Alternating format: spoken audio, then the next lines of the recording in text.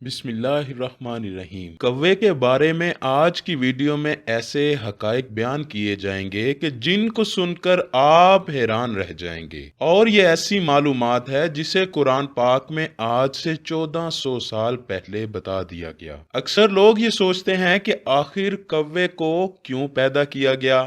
آج کی ویڈیو میں ہم آپ کو کوے کے بارے میں ایسی معلومات دینے والے ہیں کہ جس کا ذکر ہمیں قرآن میں ملتا ہے۔ دوستو، اس دنیا کی ہر چیز با مقصد بنائی گئی ہے۔ کوئی بھی چیز اللہ نے بے مقصد پیدا نہیں کی۔ وہ الگ بات ہے کہ ہمیں ان چیزوں یا جانداروں کی پیدائش کا مقصد معلوم نہیں ہوتا۔ جدید سائنس سے ہمیں بہت سی مخلوقات کے وجود کا علم ہو رہا ہے، اور روز بروز انسان یہ دیکھ کر حیران ہو رہا ہے کہ اللہ نے اس کائنات کو بے حد وسیع بنایا ہے۔ دنیا میں موجود پرندوں میں کوا ایسا پرندہ ہے کہ جو سب سے زیادہ غصہ اور خودداری رکھتا ہے۔ کوے کو جس انسان پر ایک بار غصہ آ جائے وہ ساری زندگی اسے نہیں بھولتا، بلکہ اس کی کوشش ہوتی ہے کہ جب کوئی اس کو تنگ کرے وہ اسی وقت اپنے ساتھیوں کے ساتھ مل کر اس شخص پر حملہ آور ہو جائے۔ اکثر لوگ پرندوں کو بے وقوف سمجھتے ہیں، لیکن امریکہ میں ہونے والی تحقیق سے بات ثابت ہو چکی ہے کہ کوا ایک نہایت ذہین پرندہ ہے۔ کوا چیزیں بنانے اور تیز نگہداشت میں بھی اپنی مثال آپ ہے۔ کوا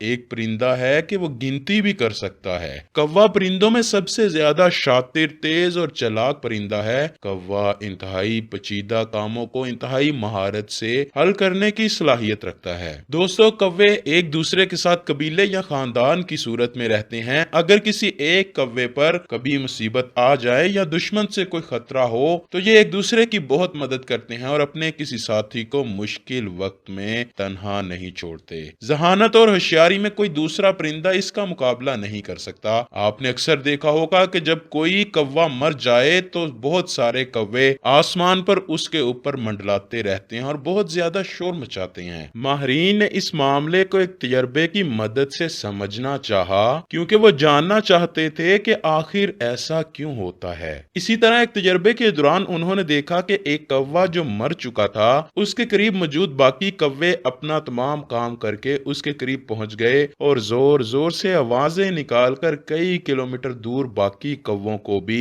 اس بات سے آگاہ کرنے لگے، اور کچھ ہی دیر میں وہاں سینکڑوں کوے اکٹھے ہو گئے۔ ماہرین کے مطابق یہ ان کے جنازے کی شرکت کا منظر تھا۔ جس طرح ہم انسان ایک جنازے میں ایک اعلان کے ذریعے اکٹھے ہوتے ہیں، کوا واحد پرندہ ہے جو حسد اور کینہ پرور بھی ہے۔ کوے میں حسد اور کینہ تب سے ہے جب قابیل نے ایک کوے کو دیکھا کہ وہ دوسرے مردے کو دفنا رہا ہے تو اس نے بھی حابیل کو مٹی کھود کر دفنا دیا۔ جب قابیل نے حابیل کو قتل کر دیا تو تب اسے ڈر لگنے لگا، کیونکہ اس وقت کوئی انسان مرا ہی نہ تھا، اور یہی سوچ رہا تھا کہ اب اپنے بھائی کی لاش کے ساتھ کیا کرے۔ کئی روایات میں ہے کہ قابیل کئی مدت تک لاش کو پشت پر ڈال کر پھرتا رہا۔ پھر جب اسے لاش چھپانے کا کوئی طریقہ سمجھ نہ آیا، قرآن پاک کی سورۃ المائدہ کی آیت نمبر 31 میں ہے، تو اس کے نفس نے اسے اپنے بھائی کے قتل پر راضی کر لیا۔ اس نے قتل کیا، پھر وہ نقصان اٹھانے والوں میں سے ہو گیا۔ پھر اللہ نے ایک کوا بھیجا جو زمین کو ریت رہا تھا تاکہ وہ اسے دکھا دے کہ وہ اپنے بھائی کی لاش کیسے چھپائے۔ کوے کا واقعہ دیکھ کر قاتل نے کہا کہ ہائے افسوس، میں اس کوے جیسا بھی نہ ہو سکا